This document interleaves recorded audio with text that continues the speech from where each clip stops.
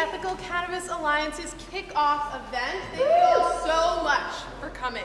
It's really awesome that y'all are here. My name is Chasen, and I am super passionate about cannabis science and education.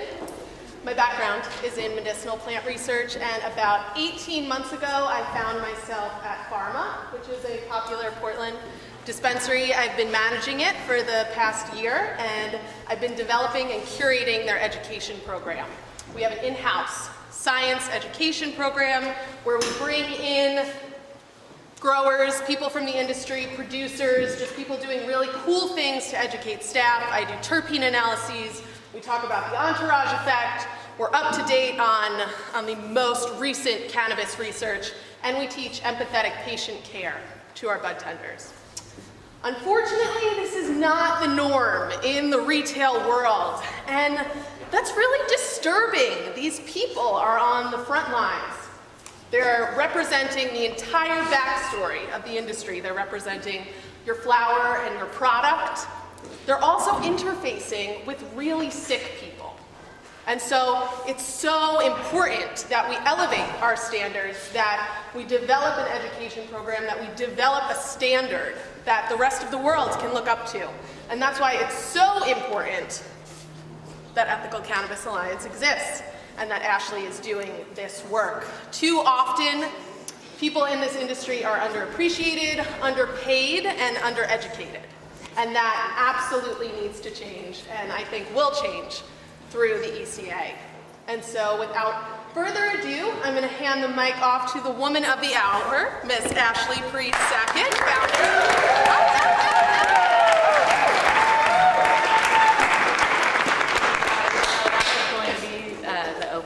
Remarks. Thank you. Teary-eyed. Well, first of all, I'm Ashley Preece II. I know most of you in the room here. I think I've met most of you in the room. If I haven't, please introduce yourselves. First, I want to thank all the sponsors that helped put this together. Without sponsors, we wouldn't be able to have an event like this. So we wanted to bring you food so you weren't hungry. We wanted to have drinks. Dr. Brew gave us free kombucha for those of you that didn't want alcohol. So all these sponsors, whether it was their services or their money to help put this event together, thank you very much. I want to thank our lovely volunteers. They're circling the room. They're here to help this happen. So please be kind and smile and thank them for their services. And I thank them for their services as well. This is a team of people, and this wouldn't be happening with all of us not pushing this will forward.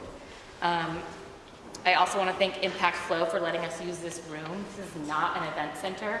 This is a business place for Impact Flow. They're a portal for tickets. So, I'm grateful to use this space, and it's beautiful. So I thank them. Also, Emma Chasen, she gave some of her background, and I think that she is a wonderful person, and she's pushing education forward in a direction that is not readily available as far as educating retail bud tenders. So I'm really delightful to see what she brings to the market for us, not only here in Portland, Oregon, but I think she has the capability of doing that on a national level too. So thank you, Emma. Thank you. Yeah, we're all really excited to see what you do. Yeah, we'll be watching.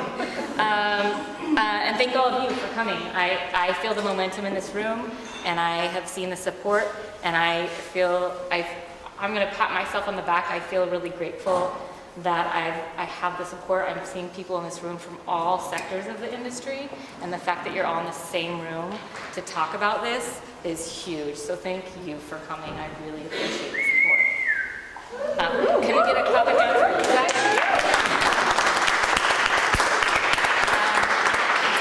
There are pens and papers back on the pool table.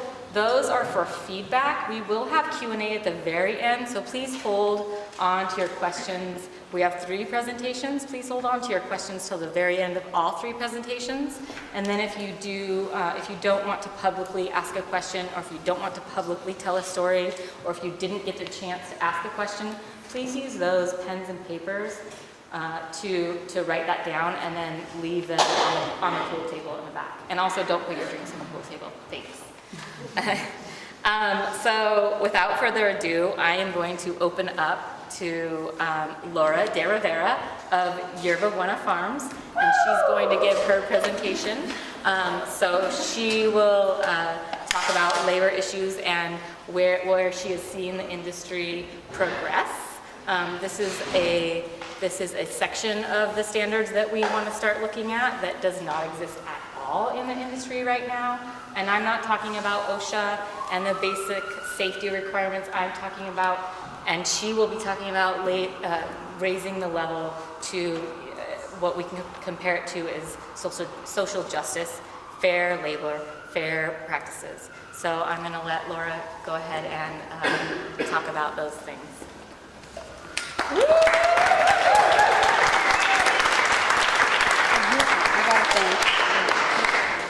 All right, is this working? Can you hear me? Yeah. We're good? Awesome. Okay, well, my name's Laura Rivero, and I'm with Yerba Buena Farms. We're a clean green producer in the recreational market here in Oregon, and personally, I've been involved in the cannabis industry for over 20 years. I can only really talk to you about 7 of those.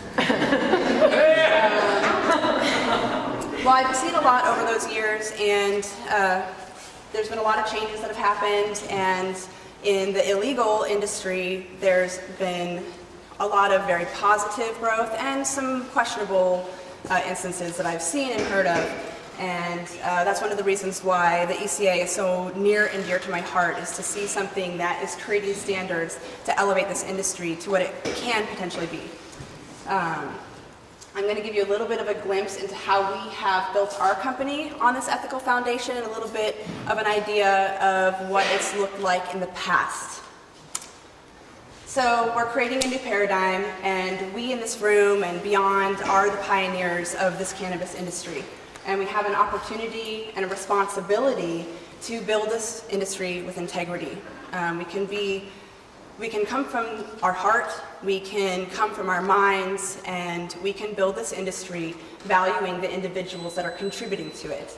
And who better to create the most progressive standards in business yet than this industry?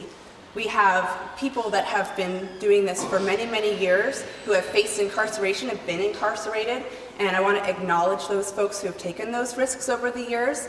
I've definitely lost a lot of folks to incarceration or worse, and here we are watching this industry be built before our very eyes, and we get to build it, which is the coolest part. We are emerging from 80 years of prohibition, which obviously is not going to be easy. There's going to be growing pains. And we definitely want to hold on to the parts of the illegal market that were positive and nurturing, and let go of the parts that were not. So, the not so old days. California alone is estimated at $3 billion in illegal sales. The legal market is valued at about $7 billion in California alone, which makes me think that it's closer to that number in actuality. It's really hard to get exact figures when the illegal market doesn't really report its earnings. It is a huge industry to itself, and due to the nature of it being illegal, attracts all kinds of folks. In Oregon, the illicit sales for cannabis is projected to be at $300 million. That's at 17% tax rate, about $51 million in lost revenue in taxes that would go to support schools, law enforcement, and other social services. I feel like Oregon's done a really good job of utilizing the taxes in a very positive way, so that people like us that have strong ethics can feel safe and positive about joining that market. Tax revenue is also what's going to help legalize this plant on a federal level, because government speaks money. So in 2016, there were estimated to be over 50% of all sales in the illicit market. In 2017, it's projected to be less than 40%. That's a drop in illicit sales of between 10 and 20%. That's huge. And that is opportunity to support positive labor and sustainability practices. So here's the section of my presentation where we go into story time. We're going to talk about the trim scene. This is the part of the illegal market that is most rife with poor labor practices or no practices at all. So I'm just going to paint the picture for those of you who have never participated in this part of the industry. Most growers pay by the pound. This creates a very, very competitive work environment. Usually folks are working 14 or longer hour days. It's very, very competitive, cherry picking, all of those things. You kind of can imagine folks that want to show up to work on easy strain trim days. Some strains are really easy to trim, others are not easy to trim if you don't know. And so some folks will just not show up on the hard to trim days and then show up on the easy to trim days. There's a lot of drinking or drug use on the job in the illicit market. A lot of folks fuel themselves with things like cocaine to get themselves to work longer hours, especially on those easy strain days. And breaks are basically frowned upon. Folks are so competitive, they want to get all the work. There's a limited amount in the season, and so they're trying to work as much as they can, take as few breaks as possible. It's very tedious work. If you're skilled at it, it can be very, very lucrative. There's a photo of some folks working on a farm. It can be very idyllic, utopian vibe, camping, off-grid. Some can be very sustainable. Very long days, not always the best work environment. Floor space, van space, tent space, usually very little to no safety concerns.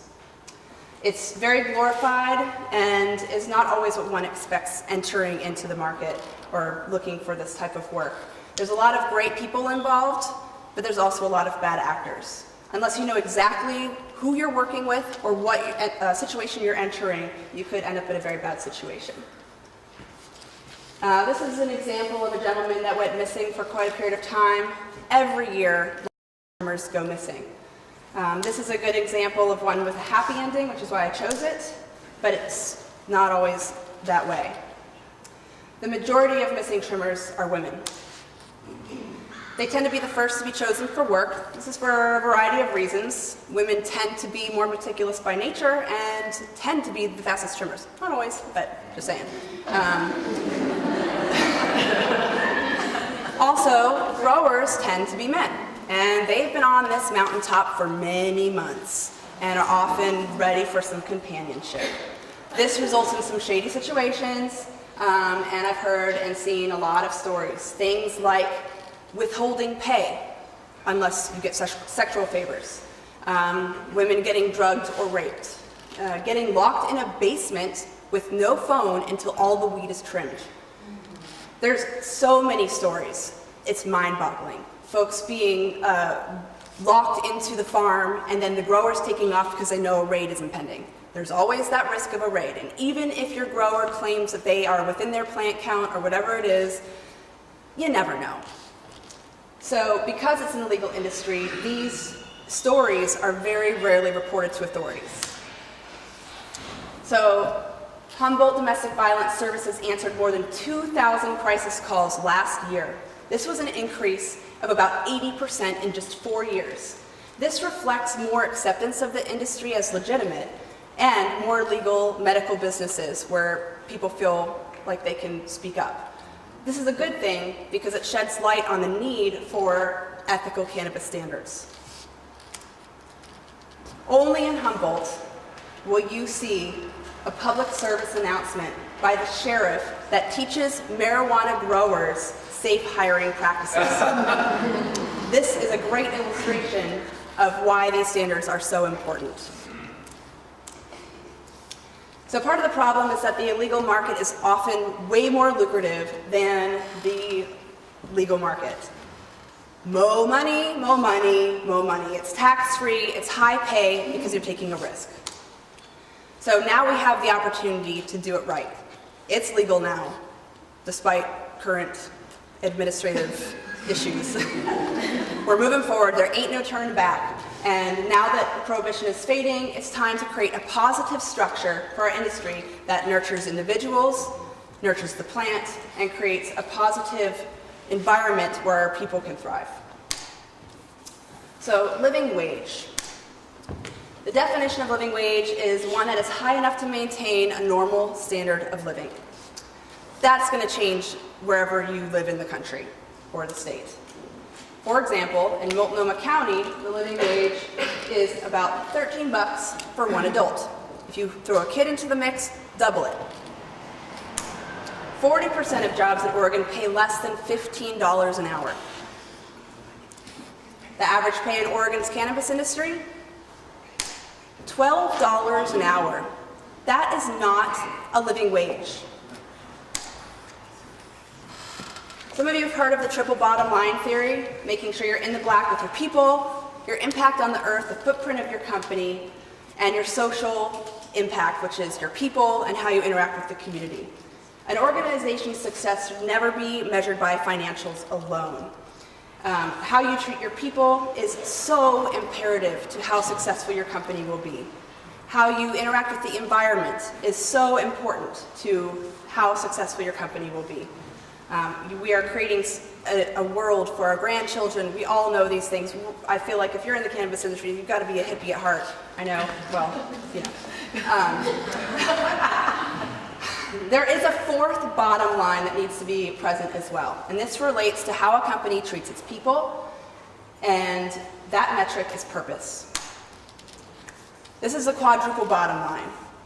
Add happy employees, a positive and nurturing culture, and purpose to the mix, and now you have success.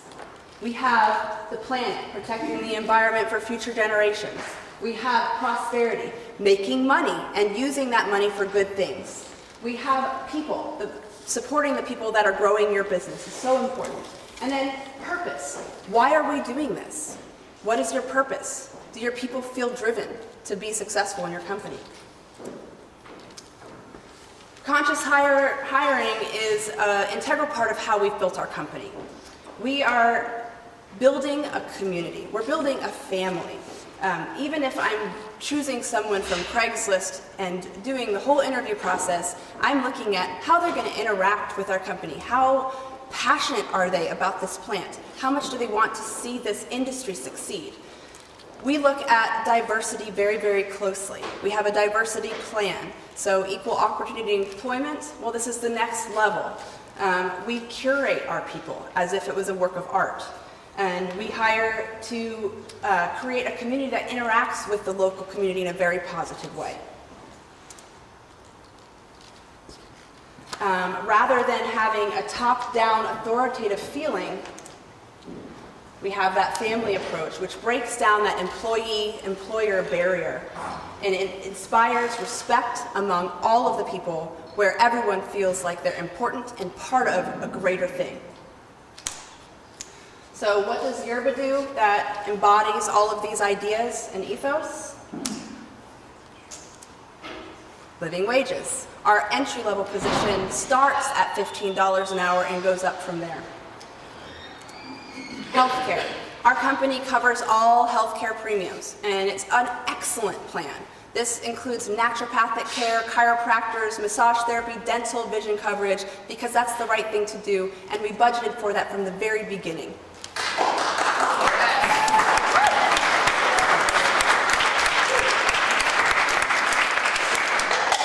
Trainings. We do lots of trainings. We talk about cannabis as medicine, even though we're recreational, we're not really supposed to talk about those things. We do.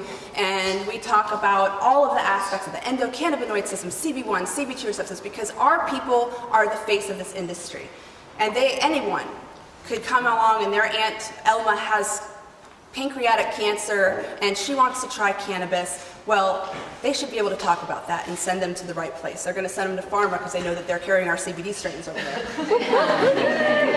We're talking about how fungus affects plants and how to spot and how to mitigate and use organic practices in order to do so.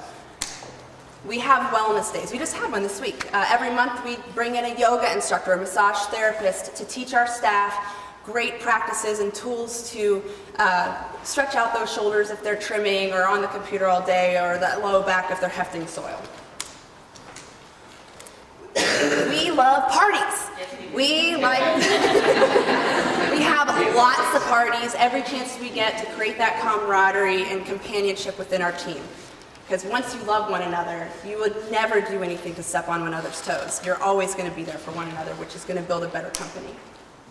We employ a diversity committee. Our team gets together every other week to create parameters and a subset of rules within our company to encourage positive relationship building and positive communications within our staff to honor everyone's differences. We go to industry events. Who's a Yerba Farmian? Yeah, we show up.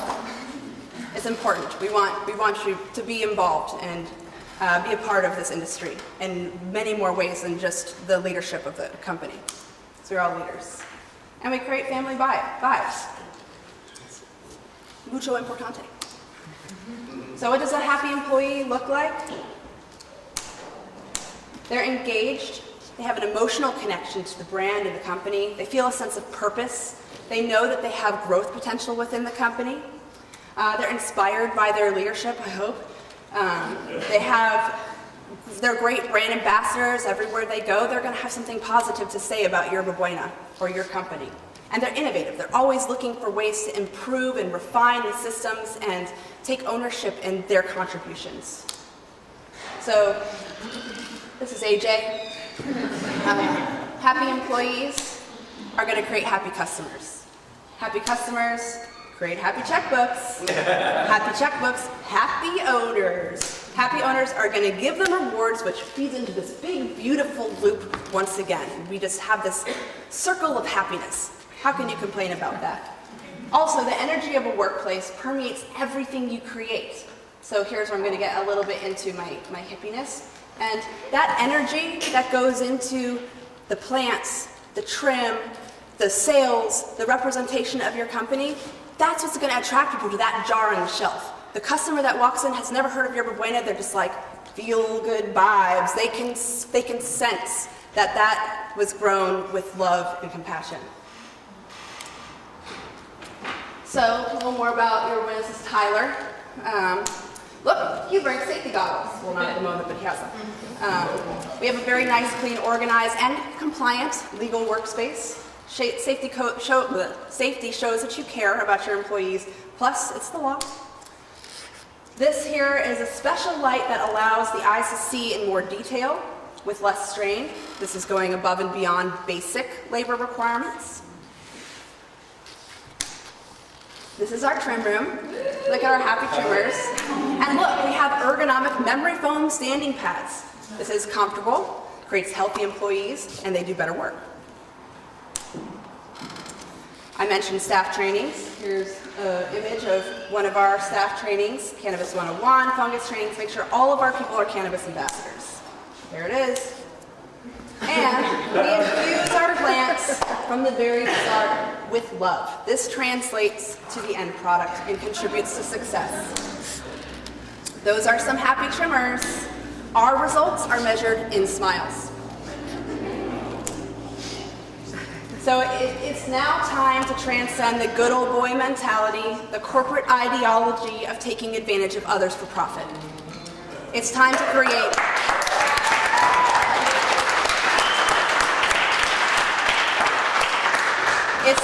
create a nurturing, supportive, loving company ethos. What better industry to do this? Customer loyalty, one result. Community support. So I'm going to go back to the customer loyalty. People want to feel good about how they're spending their money, what they're buying. People want to know that their employees are treated well, that it's sustainably produced, that there's not a bunch of pesticides in there. Clean Grain Certified helps with that some. ECA helps with that a lot. And there's a lot of ways that we can show the consumers that they are spending their money wisely. Community support. We want to interact with our community. We just had our volunteer day last week where we planted I don't know how many trees with Friends of Trees as a team, which was a great team building exercise, and we just had a great time getting dirty in the rainy mud. We want the community to know that we care also. Legislative influence.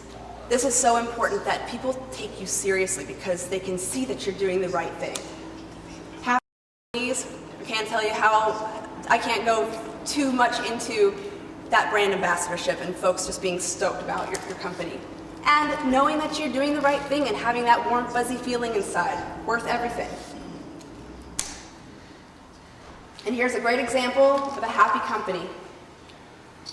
And I'll take questions afterwards. I'm the girl with the really long dreads.